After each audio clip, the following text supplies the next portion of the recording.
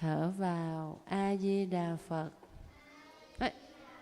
Nhưng mình thở mà mình không, đừng có nói, mình im lặng á, niệm trong lòng nha.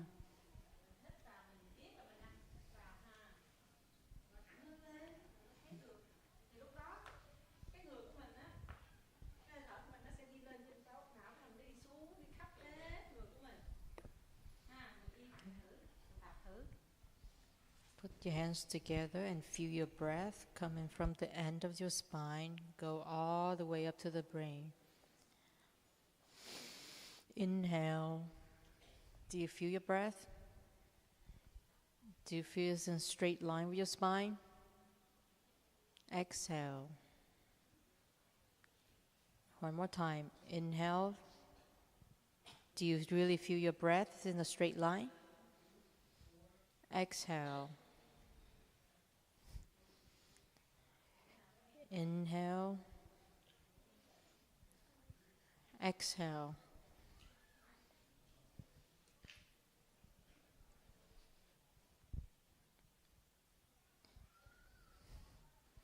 Keep your mind in one spot.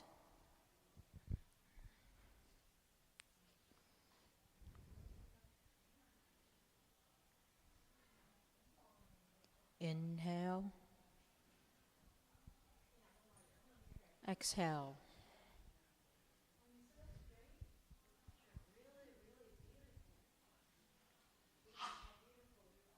Feel your breath from the end of your spine all the way up to the brain and lead it back.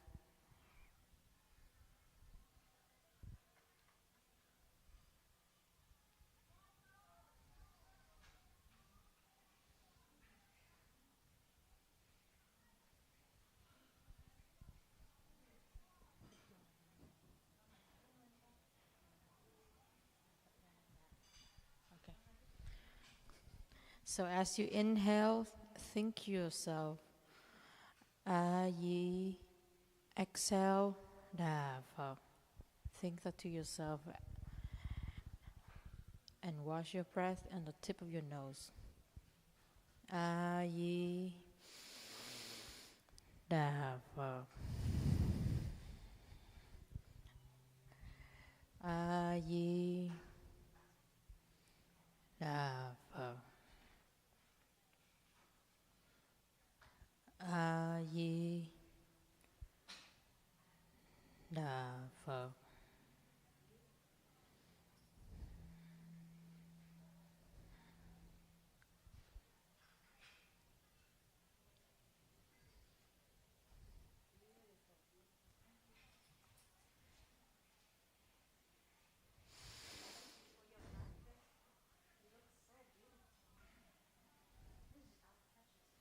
Try to calm yourself down in one spot. Don't chase after thoughts.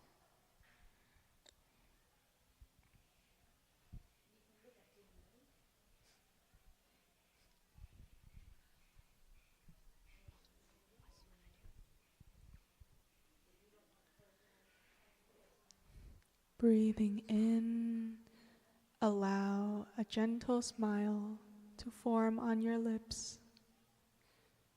Breathing out, sending love and joy to every little cell in your body.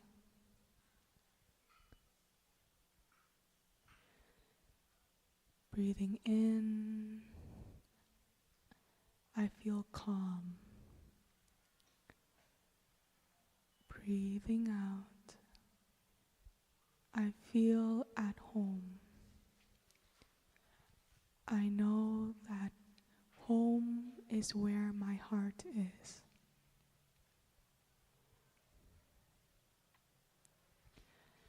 As you're breathing in and out, as thoughts come and go, you don't have to fight with it. You don't have to push it away. You can just observe it, passing through like clouds passing in the sky.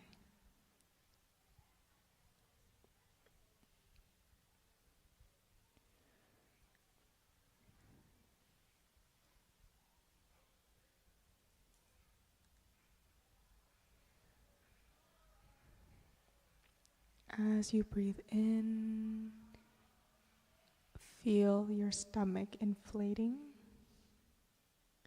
your breath growing deeper. As you breathe out, feel your breath going slowly. We have so many opportunities in our day to be active, to run, to jump, to play. When we sit still, this is a way for us to show gratitude to our body. Thank you, my body, for being so healthy, for allowing me to run, to jump, to play. I promise to take good care of you.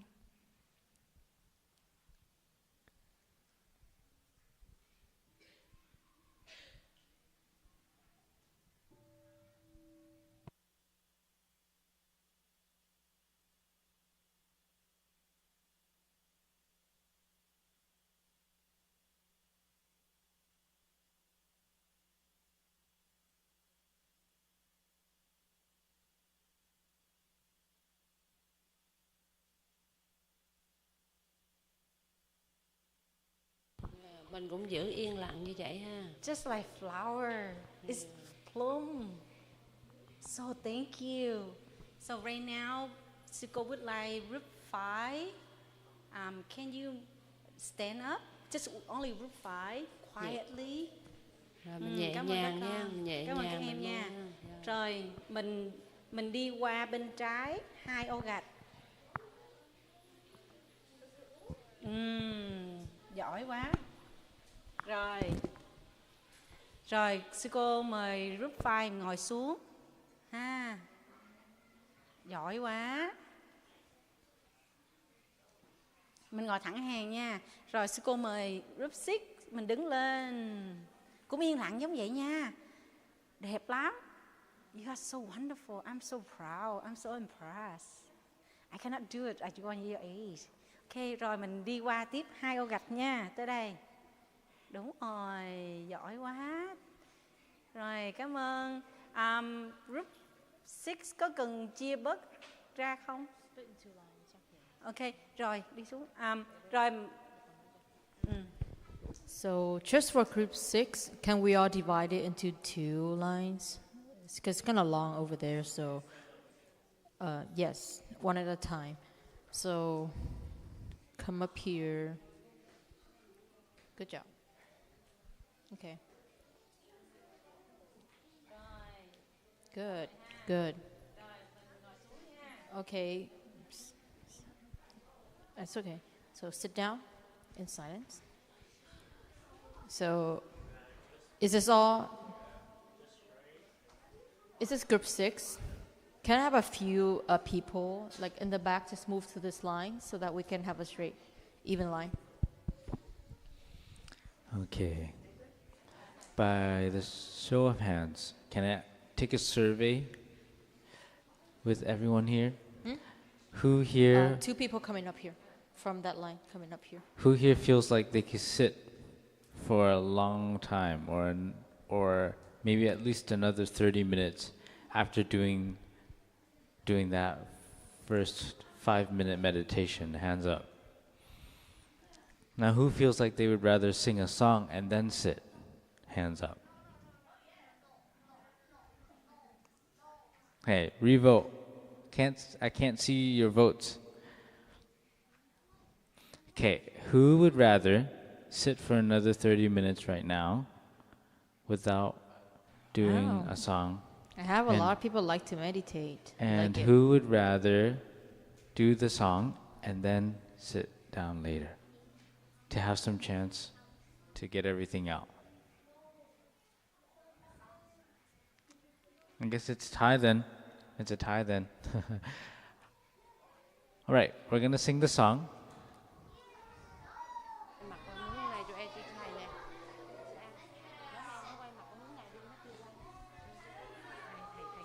Giờ thầy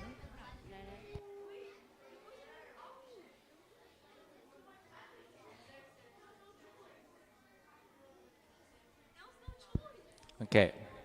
It's a good song. It's a good song for you to celebrate your 5-minute meditation. Okay. So when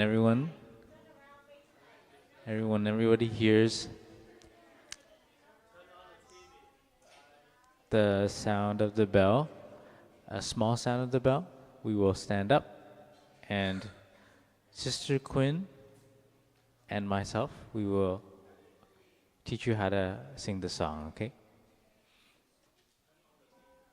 The small sound of the bell. Yeah, everyone stand up.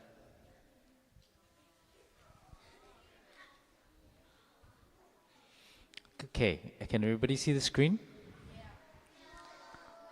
No? If you can't see the screen, then move to a place where you can see the screen. Make sure you can see the words. And make sure you can also see me.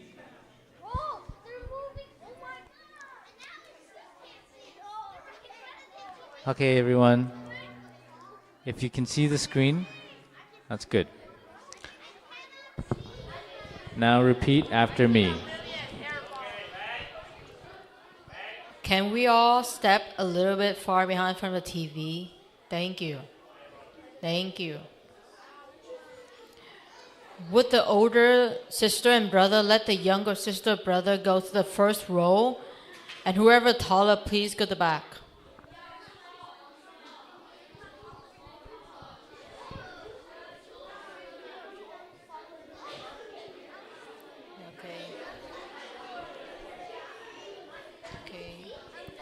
Whenever you're ready, I would like to invite the first row to sit down. First row to sit down, please. No? Okay, no sit down, okay. Yeah, chắc đứng. So I'm so glad, I'm so happy. Okay. We want you to stand up actually, so please stand up. Yeah, please stand up. In silence. Các con yên lặng nghe thầy dạy kìa. Rồi nha. I'm gonna sing the first line and then you just repeat after me, okay? Let's start when everyone is quiet.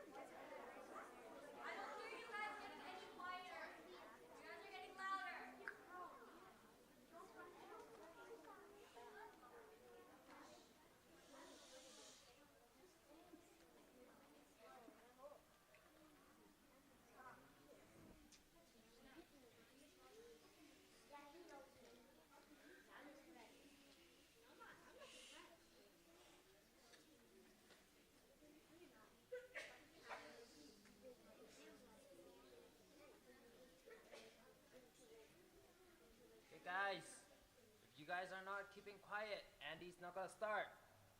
Every single monk, the adults, the older ones, we just told them downstairs. What we learned this morning, gratitude. By you guys keeping quiet, you guys keep silent, mindfulness. That's the way to pay gratitude to the monks and nuns and the older ones. Okay? So the more you guys noisy, you guys are not paying gratitude to us. And do you guys want that to happen? Yeah, so you guys have to be quiet to pay gratitude to every single word that the brothers and sisters are saying, okay? Respecting older ones are the way to pay gratitude. Thank you, friends. Thank you, Tai. And thank you, all the brothers and sisters. All right, so we're going to sing the song together, and I will sing it first, and you just repeat after me, okay? Every little cell in my body is happy. Your turn. Every little cell in my body is happy. Every little cell in my body is well. Every little cell in my body is well. Every little cell in my body is happy. Every little cell in my body is happy. Every little cell in my body is well. Every little cell in my body is well. And then the next part is, I'm so happy, every little cell I'm so happy, every little cell in my body is happy and well. in my body is happy and well. I'm so happy, every little cell I'm so happy, every little cell in my body is happy and well.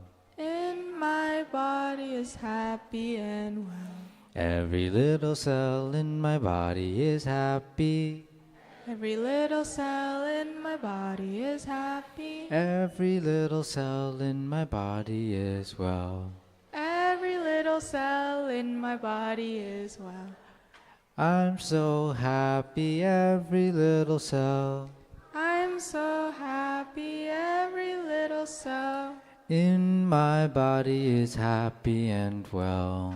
in my body is happy and well. Okay, now Sister Quinn and all the brothers and sisters who are older will show you guys the actions after we share the actions with them too, okay? So Sister Quinn, can you do the actions and help the kids to sing? Everyone, make sure you can see Quinn, okay?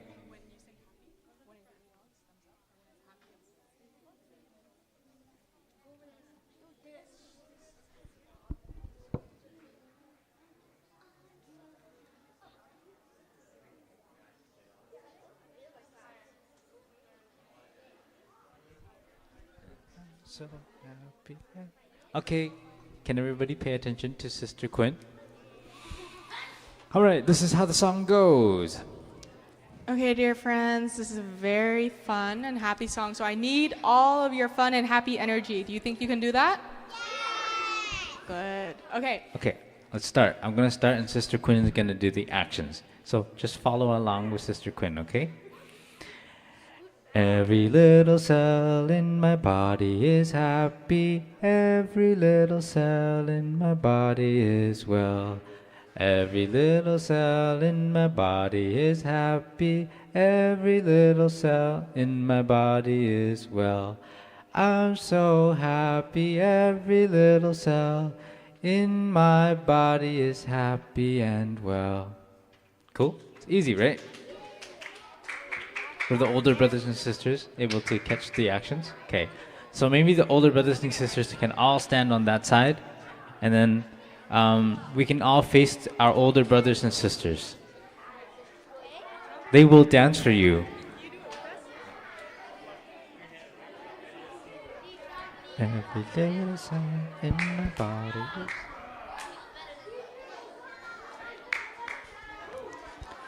Okie dokie. Rồi nha, bắt đầu nè. Bắt đầu hát nè. Do you guys remember the lyrics? Every little cell in my body is happy. Every little cell in my body is well. Okay, so it goes like this.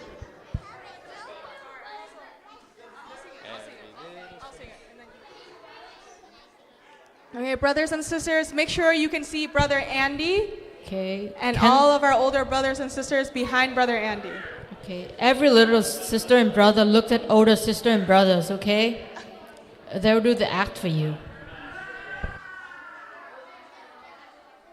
Ready? Are you ready?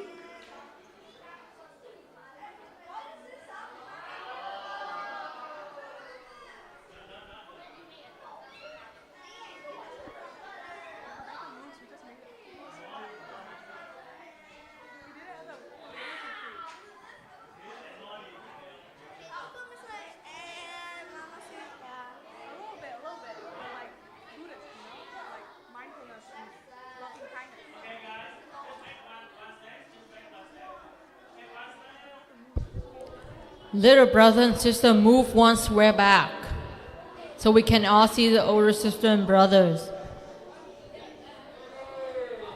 Hello.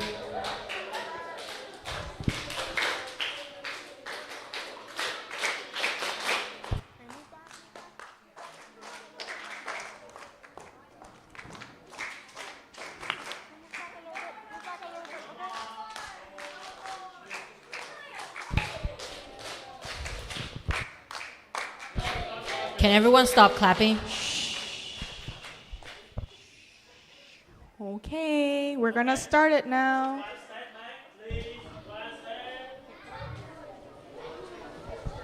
Easily, okay? Okay, there you go. There we go.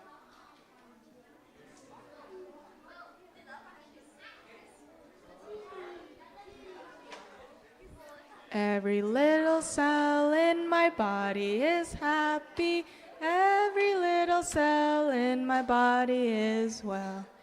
Every little cell in my body is happy. Every little cell in my body is well. I'm so happy. Every little cell in my body is happy and well. I'm so happy. Every little cell in my body is happy and well. Do you remember? Okay, how about we find a brother or sister to sing it for us? You want to sing it? See the lyrics on the screen? You remember the melody?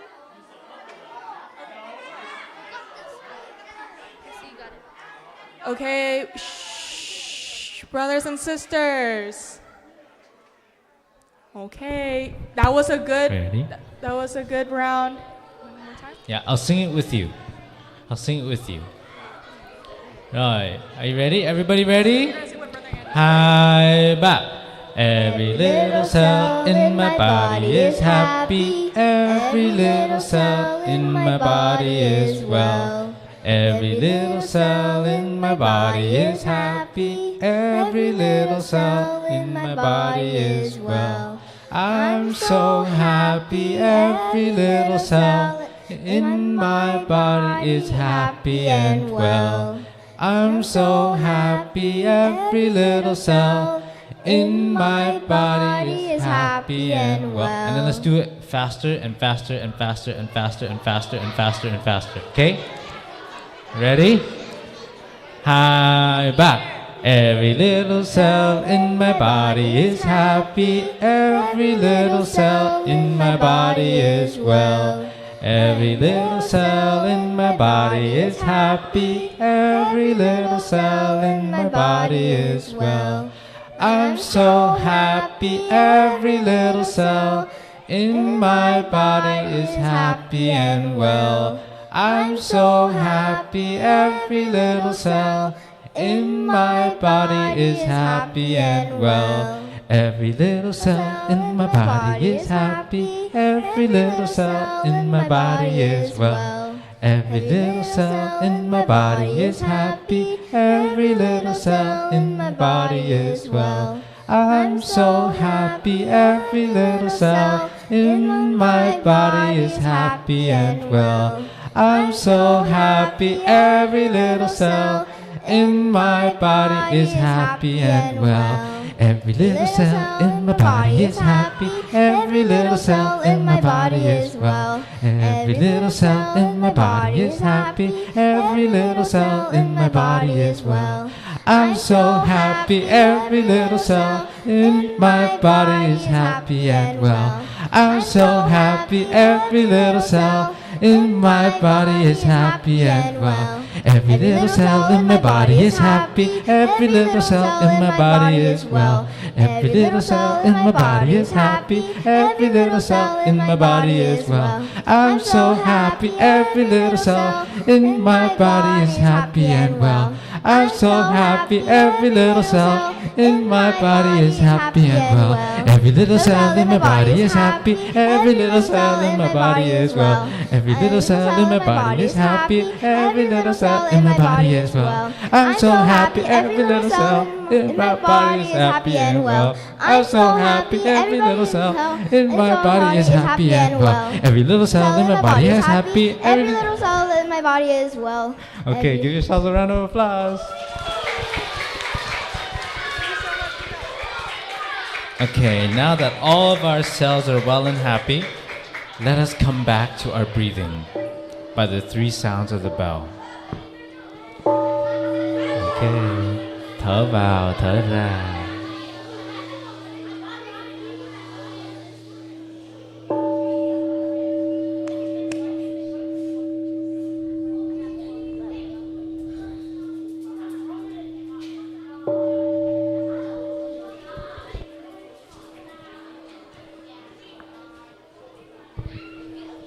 Okay, dear friends. And now we will have a seat.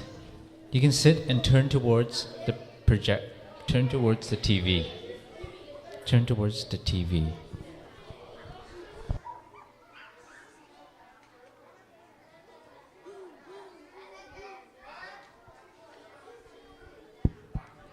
So, dear friends, now we will have some time for me to continue to tell you stories like last time. And we're going to learn about the life of who? Who are we going to learn about? Can everybody shout it out? Shariputra. Venerable Shariputra. You may go to the bathroom. Okay. Now, let's recite the Buddha's name 3 times before we begin. Okay, so we can name Namo A Di Đà Phật 3 times before we begin. Namo A Di Đà Phật. Namo A Di Đà Phật. Namo A Di Đà Phật. So thank you, dear friends. Now it is my turn to share with you, to tell you more stories. So I would like to ask for your kind attention for the next little bit. Okay? So yesterday we learned, or the day before, we learned about Venerable Shariputra. And Venerable Shariputra is the Buddha's disciple that was foremost in wisdom, which means he's very, very wise. But besides being wise, we also learned that he's very kind and very loving. Remember the story about Kunti? Remember the story about how he fed the dog that was beaten from the rice that he had begged for on the day where he met Kunti, when Kunti was a dog in his past life?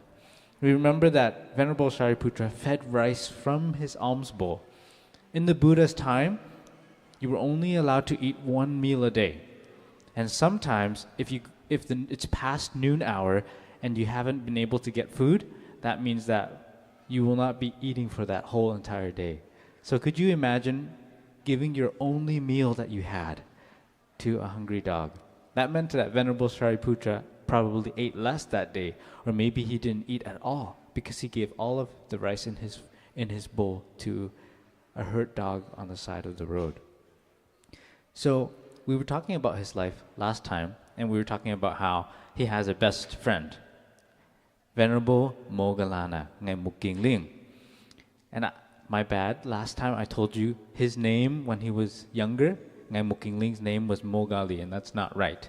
His name was Kolita. Venerable Sariputra's name when he was a young boy was Upatissa. And when they both grew up and they went to become students of the Buddha, they were called Shariputra and Moggallana, or Moggallana and Shariputra, or Sariputta. Anyways, today I will continue to tell you stories about his life. We learned about the 4 gratitudes, right? Our mother and our father, our teachers and friends, to all living beings. And also another gratitude we also have is to our nation. So the Venerable Shariputra was not only the wisest or foremost in wisdom, and his wisdom was only second to the Buddha, but he was also able to teach just as well as the Buddha taught as well. And sometimes the Buddha, when the Buddha was tired, or when the Buddha couldn't teach, the Buddha would ask him to teach in his place. So, besides being foremost in wisdom, besides being almost as eloquent in the Dharma as the Buddha himself, he also had many, many qualities. He was very humble, he was very kind and forgiving, and to the 4 gratitudes, Venerable Sariputra always sought to repay the 4 gratitudes. You remember about Venerable Asaji and how he met Venerable Asaji and he was so inspired by Venerable Asaji? Well, eventually when he became a monk afterwards in the Buddha's Sangha and became the Buddha's right hand, although the Buddha was his teacher, but every day when Venerable Sariputra woke up in the morning, the first thing that he would do is pay respect to the Buddha, to go to the Buddha, to see if the Buddha needed anything, to tend to the Buddha's, to care for the Buddha, to tend to the Buddha's needs, and then he went directly to his teacher, Venerable Asaji. But what happened if they were separated from each other? When Venerable Shariputra was in another place that wasn't in the same place as the Buddha, as Venerable Asaji, what do you think he did? Can you put up your hand?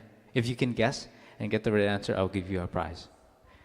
What do you think he did when the Buddha was far away or Venerable Asaji was not in the same place as he was? Yeah? Oh, well, of course he taught people in Dharma, and that's a way to repay his debt of gratitude towards the Buddha, who the Buddha ordained him. But the person through he first learned the Dharma was Venerable Asaji. Yeah? He recited the name. That's close.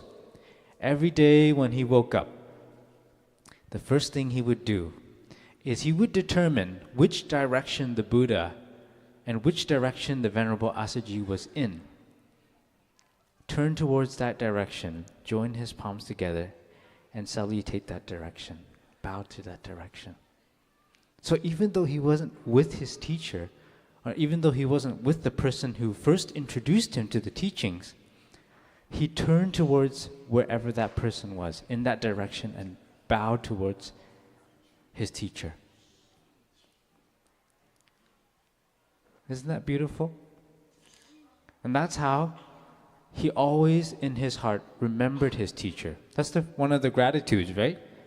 Being grateful to your teacher. Not only did he serve the Buddha, but he also, every day, without fail, turned towards wherever his teacher was in the world and bowed to that direction. And then many people thought that he was practicing something different. Or maybe he was practicing something that he knew before he became a monk, and he wasn't able to let go of those practices. But the Buddha said, no, that's not the case. The Buddha told the monks that Venerable Sariputra is paying respect to whom he considers his teacher, because that Venerable showed him the teachings of the Buddha, introduced him to the teachings of the Buddha. That's an example of how he paid respect to his teachers. Next, we can talk about another gratitude to friends. Venerable Sariputra is older than the Buddha. Although he was a student of the Buddha, but he was older than the Buddha. And although he was older than the Buddha, and he was one of the eldest in the community, he would always take care of others, all of his brothers, all the monks in the Sangha. Every morning when the Buddha and the monks would go out to beg for food, did you know that the Buddha ate one meal a day and he begged for food? The monks also begged for food, walking bare feet. Yeah. So in the morning, before, around the time when, in the morning around the time, early around in the morning, the monks would wake up and they would start the day with some meditation. Then they would go out for some food, to beg for food. And Venerable Sariputra didn't go out at the same time as everyone else did. But can you guess what he did instead? Yeah? He chanted. Close. It's something more physical. Yeah.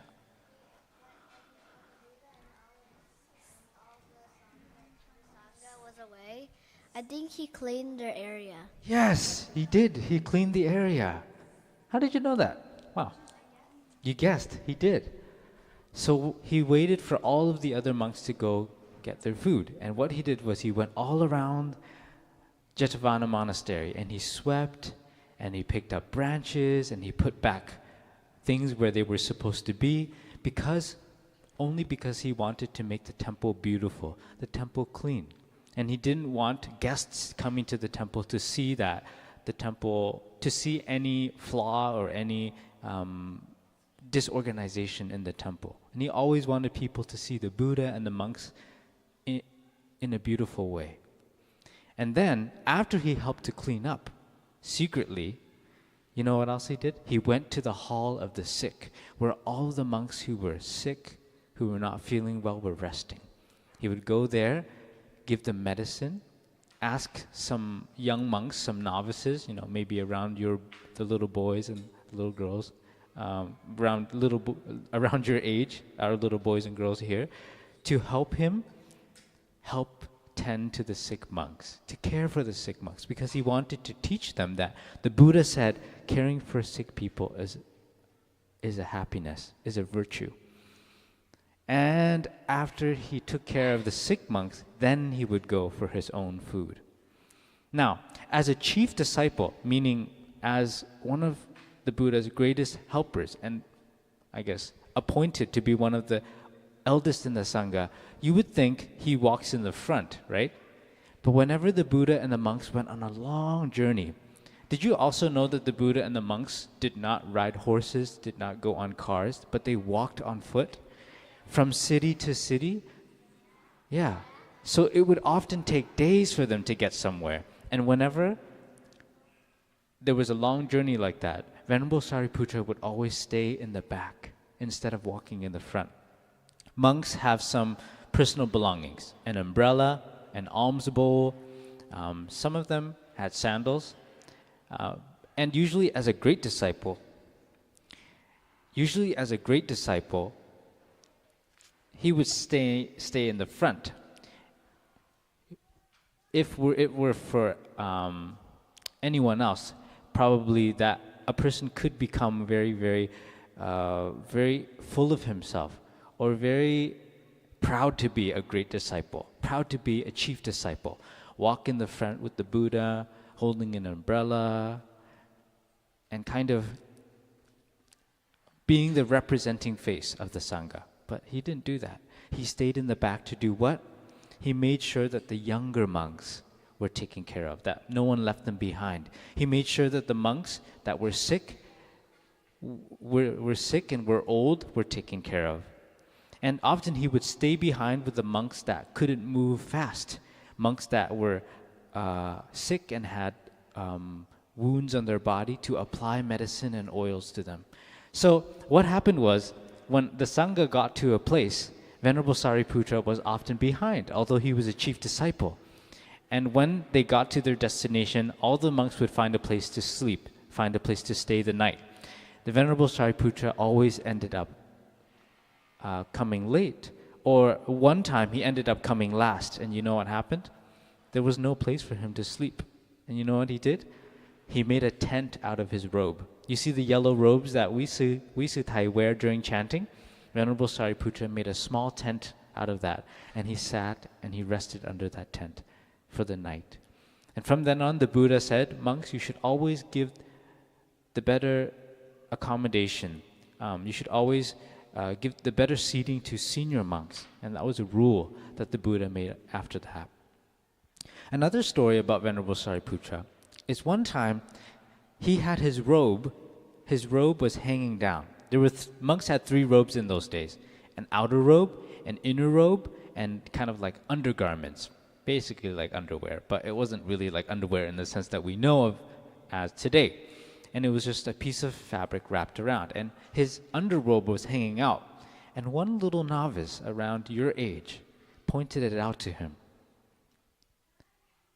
As grown-ups, we know that when children point something out to us, sometimes we have a little bit of pride in ourselves, or we might feel embarrassed. And we might say, instead of saying thank you, we say, oh yeah, I knew that, or oh, thanks, but or thanks, and that's all you say. That's the most that you'd say, thanks. But the Venerable Sariputra, as soon as he received that correction from the small novice monk, he stood aside, and then he adjusted his robe, and then he came back to the young monk. He joined his palms together, and he said, "Thank you, teacher. Now it is fixed." Thank you, teacher. Now it is fixed. So you see that he's very, very humble. And that's how he treated his friends. That's how he treated the people in his community. One time, after the Buddha and the monks practiced for 3 months, staying in one spot for a retreat, the monks would go and go into different directions to continue to teach, right? And when everybody was saying goodbye, Venerable Sariputra tried his best to say goodbye to everyone. And he said, goodbye, Henry, goodbye, goodbye, Như Ý, goodbye, Darren, goodbye, Erin, goodbye, Melinda. But there was one person amongst those monks who didn't have a name tag. Or the Venerable Sariputra didn't know that person's name, that monk's particular name, or where he came from, so he didn't address him in that way. And he was already jealous of Venerable Sariputra before. So this monk wanted a chance to frame Venerable Sariputra. Yeah, so Venerable Sariputra turned around, and his robe kind of went like that to that monk. And the monk took that as a chance to go to the Buddha and said, "Dear world-honored one, today Venerable Sariputra didn't say goodbye to me as he had said goodbye to all the other monks, and instead he hit me." He said that to the Buddha. So the Venerable Sariputra was already walking on his way, walking pretty far, not so far, but far enough from the temple to go in the direction that he was meaning to go. So when Venerable Moggallana, his friend, and Venerable Ananda heard about this, they called all of the monks because they knew that their friend Venerable Sariputra would never do such a thing. And today we are going to expose this monk who has tried to falsely accuse Venerable Sariputra. So they called all of the monks to come together. And when Venerable Sariputra came back to the Buddha, The Buddha asked him, Sariputra, is it true that you struck this monk? And Venerable Sariputra said, Dear Lord Buddha, from the day that I entered your teaching till now, from the day that I was graced to be your student till now, this is my practice. And he compared himself to a few different things. I can't remember them all, but one thing is like the earth. What happens when you pour hot water on the earth? What happens when you pour cold water on the earth? What happens if you jab a stick into the earth? What happens if you pee somewhere on the earth? The earth has no resentment, no anger towards you, right? What does it do? It embraces. So Venerable Sariputra said, I like that too, have tried to practice like the earth. And Venerable Sariputra expressed himself through many, many different images to show the Buddha and the monks how he practiced. So the Venerable Sariputra said, only someone who doesn't practice like that would strike another monk. Then the Buddha turned to the monk that had accused Venerable Sariputra, and the Buddha said, Monk, you should now apologize to Venerable Sariputra, because if you don't, your head will split into 7 different pieces. From the karma that you have created from slandering a righteous, great disciple of the Buddha who practices in such a way, your head will be split into 7 pieces. I'm not sure if his head would split into 7 pieces, but you know, it was pretty serious that he slandered Venerable Sariputra. And you know what that monk did? He felt bad as soon as Venerable Sariputra started sharing his practice. So he knelt in front of Venerable Sariputra and begged him to forgive his mistakes. And Venerable Sariputra said, very well, I forgive you and I pardon you for your mistake, but also please forgive me as well if I have done anything to hurt you. Can you imagine that? Saying sorry to the person who hurt you, just in case you hurt them by accident? That was how kind he was. And that's to how he treated his friends. But his mother, Venerable Sariputra had 6 siblings, and all of them became monks and nuns. So eventually, his mother grew not to like the Buddha. She didn't want anything to do with the Buddha because she felt like the Buddha took away all of her children. And when Venerable Sariputra one day walked past her house and tried to beg for food from her house, what do you think she did when she saw her son come back? Can someone put up their hand and tell me? Yes, brother? Yeah. You? Him. Huh? She scolded him. Yes, she kind of scolded him. There were monks following Venerable Sariputra, so she invited them to come in and she invited them to eat. But then she was talking them down as she was feeding them. And she said very, very hurtful things, very, very painful things to her son, and also to the monks that followed him on that day.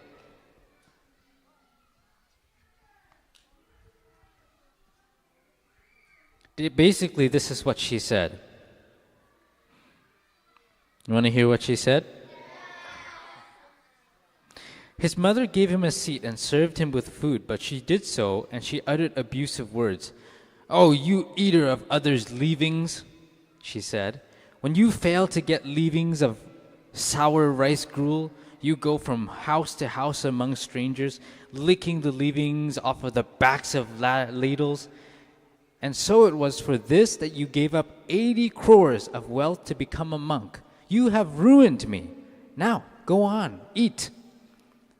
So likewise, she was serving the food to the monks, and she said, So it's you guys. You were the guys who made my son your page boy. Go on, eat the food. Eat the food. She said this to the monks as they were eating. She continued to revile them, but Sariputra didn't say anything. He took his food, he ate it in silence, and then he returned to the monastery.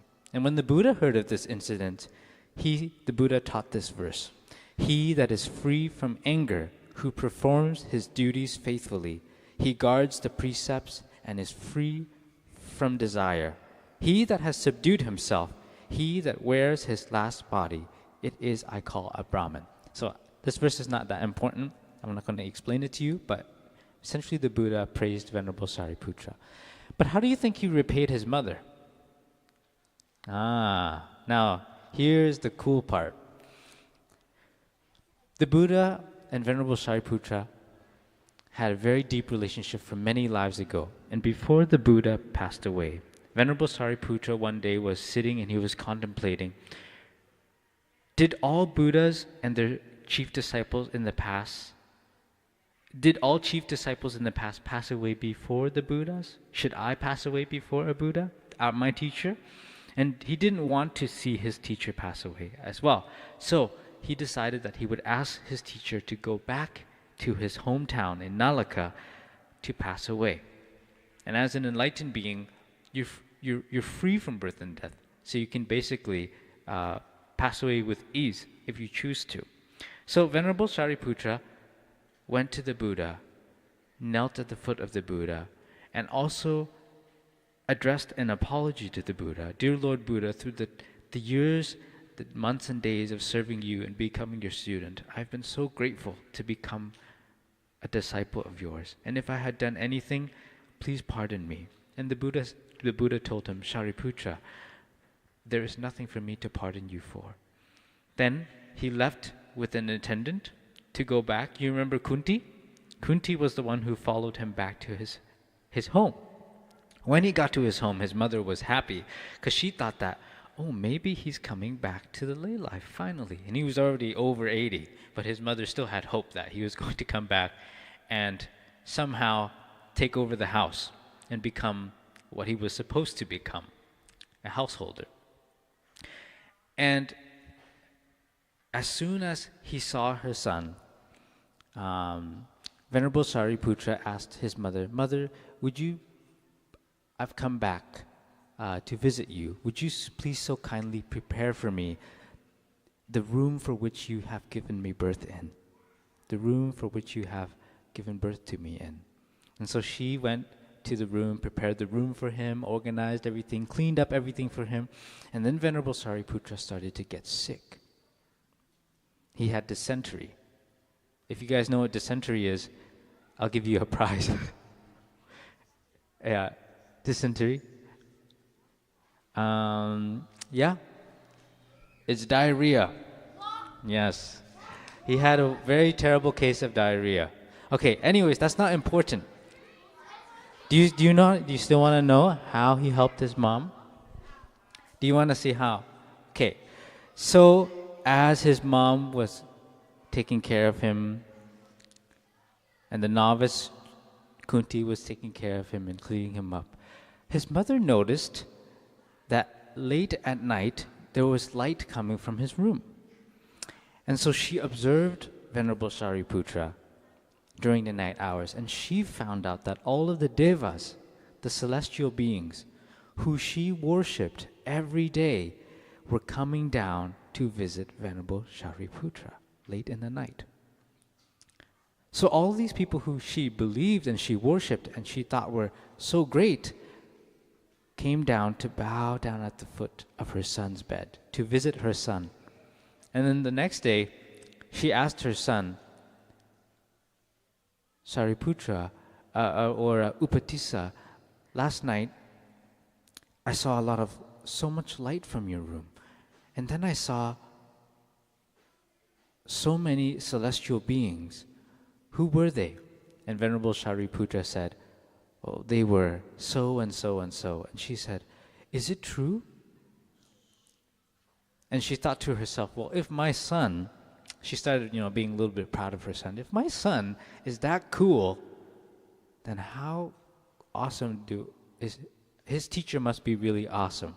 Right? For all of the gods that I worship to be coming down to visit my son. And then eventually, the Venerable Shariputra felt like a few days later, he felt like it was time for him to go. And before he left, he felt like in his mother's heart, he knew that in his mother's heart there was already some change. So he gave his mother one last teaching before addressing the 500 monks that went with him. A few last words before he passed away. And you know what he said to the monks before he passed away?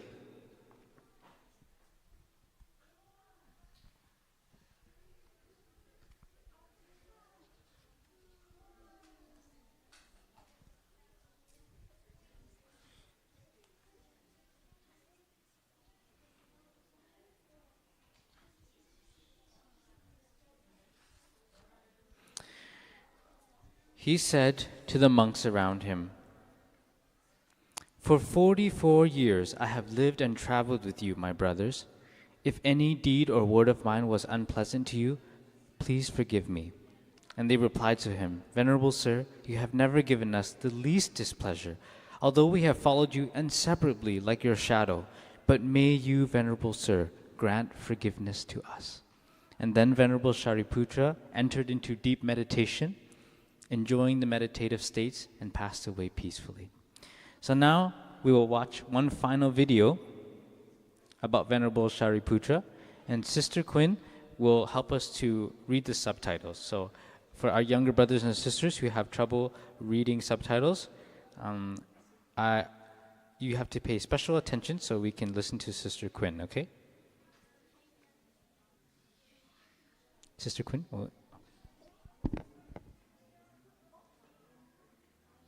Maybe we can, while I prepare the movie for you, Sister Singh can lead you to sing one of the songs that we learned for the past few days. Okay, brothers and sisters, thank you for your patience, your listening, as we enjoyed the story that Brother Andy, Thầy Chân Tạng, told us. So how about in the meantime, as he continues to prepare for us, can we join each other in singing one of the songs we learned?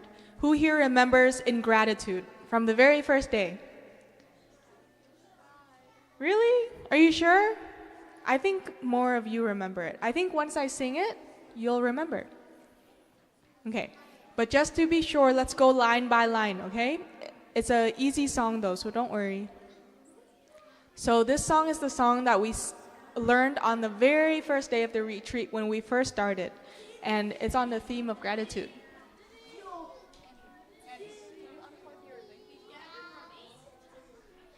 Okay. So let me hear your voice loud and clear, okay? In gratitude you have watered seeds of love in me, in gratitude. Okay, let's sing that all together one more time. Nice and clear and loud, all right? In gratitude.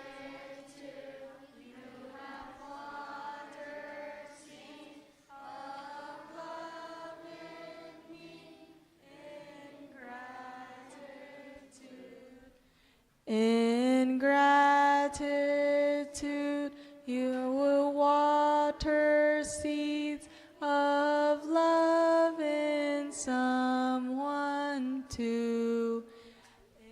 In gratitude, I will water seeds of love in someone too. Who remembers the next line? I'll sing it and then listen very carefully so that you can repeat after. I know you're there for me, and I am so happy. I know you're there for me, and I am so happy. Okay, we're doing good so far. So those are the first 3 lines, and then we repeat the ingratitude part again. Do you think you can do that? Yes, okay. Let's sing it all together.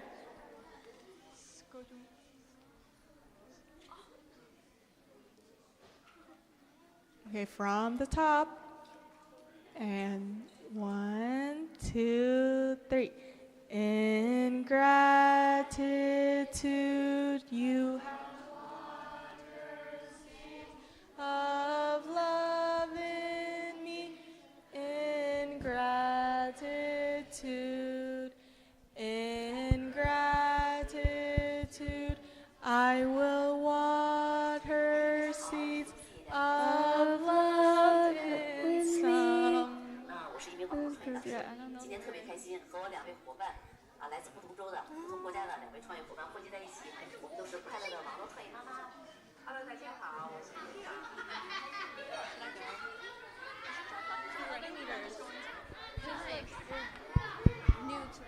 Okay, guys.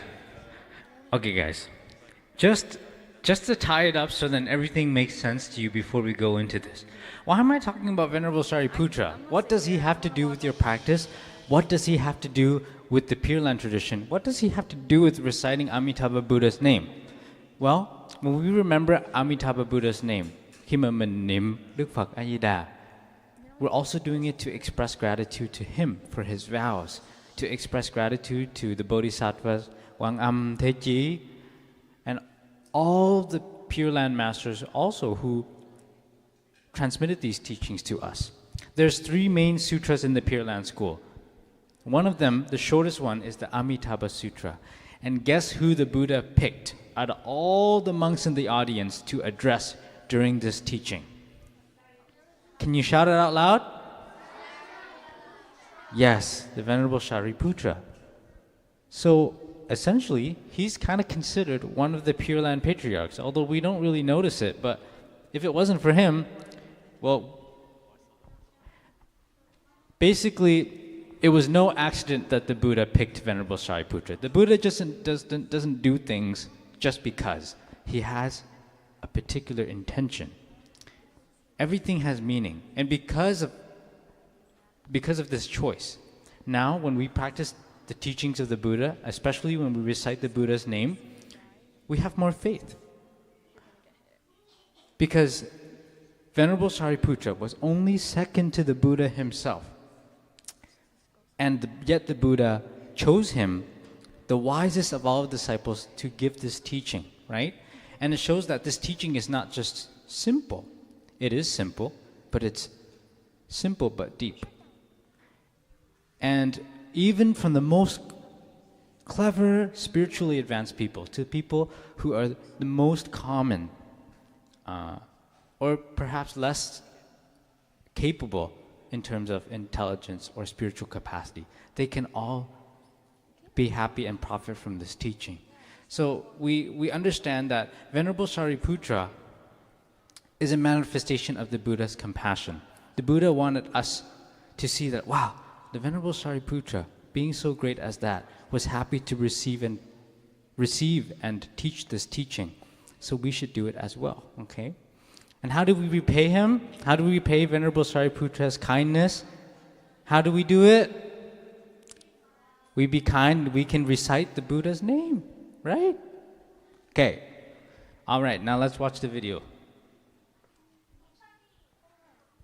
Are you ready? Can you ask your friend to turn around? Oh, he's turned around. That's good.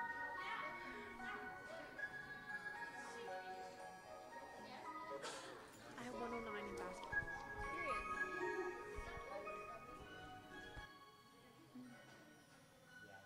Do you remember everyone? Like the leaders? Do they look recognizable?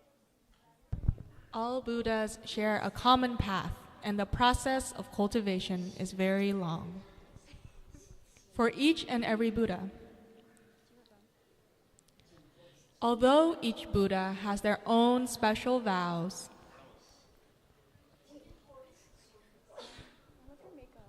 they all share the same universal vow of delivering all living beings in the world.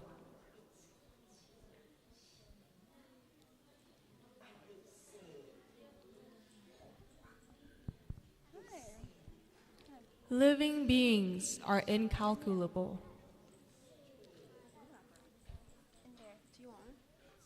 and I vow to deliver them all. Okay, in order to deliver you guys all, I have to fast forward this because we don't have enough time. Okay, so I will fast forward this to the animation. But if you want to watch animations, fun animations that are important and very meaningful, you can search Suba up later, and I'll leave her name up here so you can search her up, okay? She has very good teachings.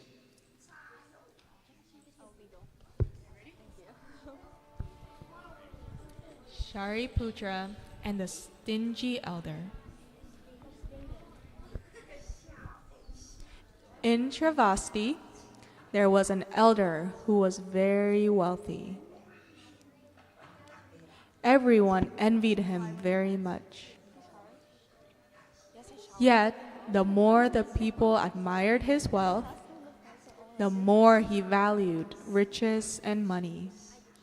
He became very stingy and sought more and more wealth. Once, during deep meditation, Shariputra saw how stingy this elder was. He was unwilling to share even a little with the poor. If monks begging for alms went near his residence, he'd always order to have his gates closed.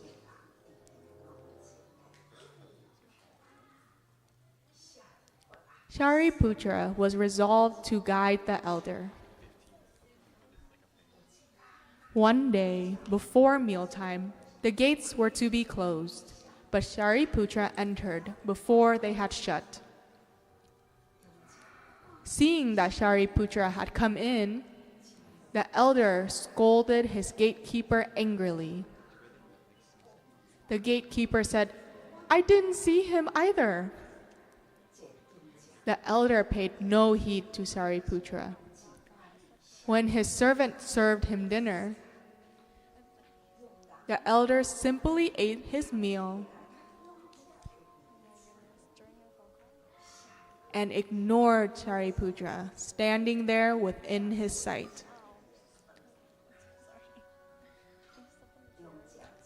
After the elder finished eating, his servant brought him water to rinse his mouth. The elder deliberately walked toward Shariputra and spat out the water into his alms bowl. Shariputra just bowed with a smile and left.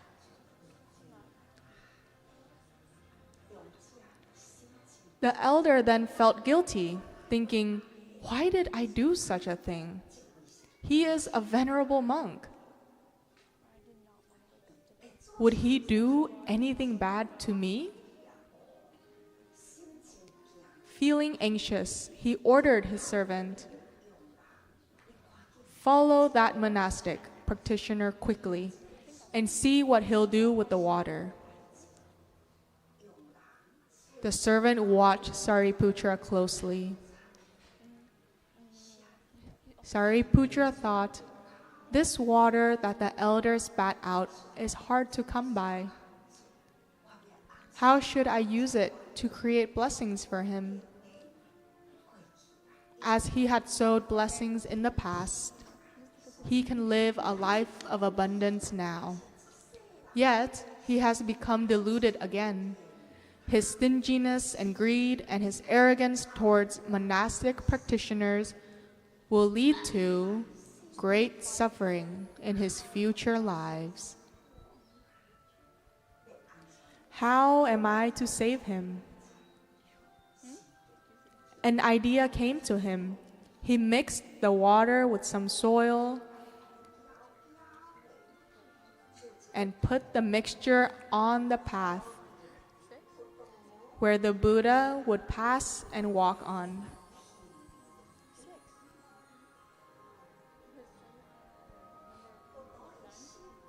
The Buddha knew about this. Seeing that Shariputra finished paving the path, the Buddha went there. Shariputra bowed to the Buddha and smiled. Both master and disciple stood there, smiling with ease and understanding. The Buddha said, "I understand your wish to create blessings for the elder." The servant quickly went back and reported to the elder.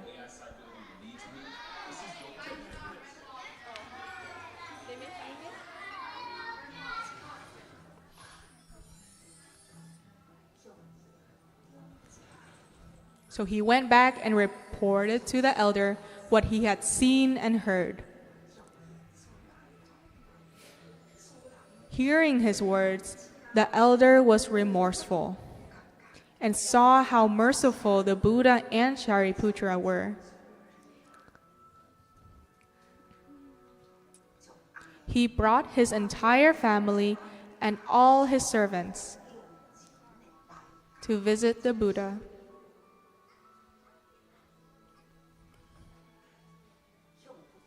They expressed repentance and took refuge in the Buddha.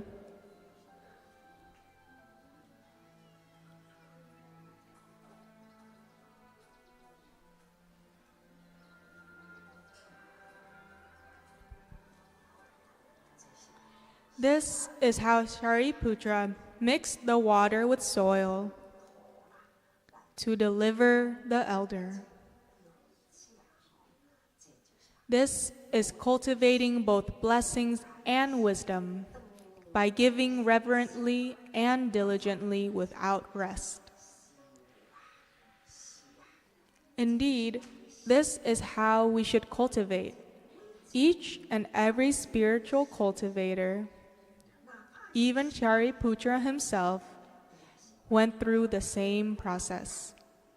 He knew that to become a Buddha, he first had to go amongst the crowds, observe living beings, and learn how to deliver them from their afflictions and ignorance.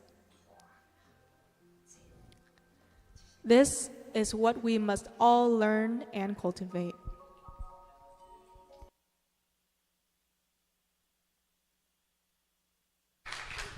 Okay, thank you, young friends.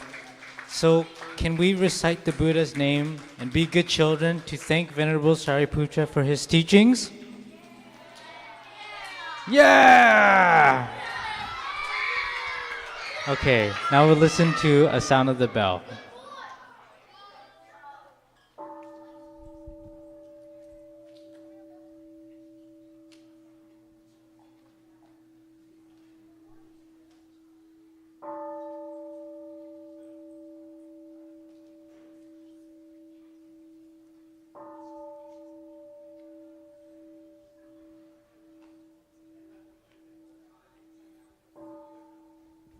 Thank you, dear friends. And now we will.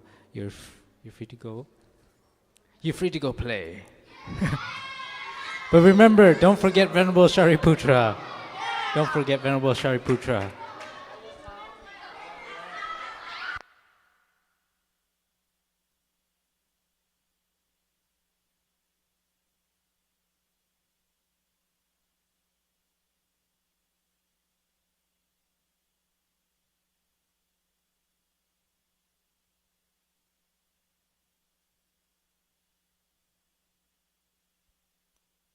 Can I have everyone out of the dining hall, please? We have to prepare for the lunch.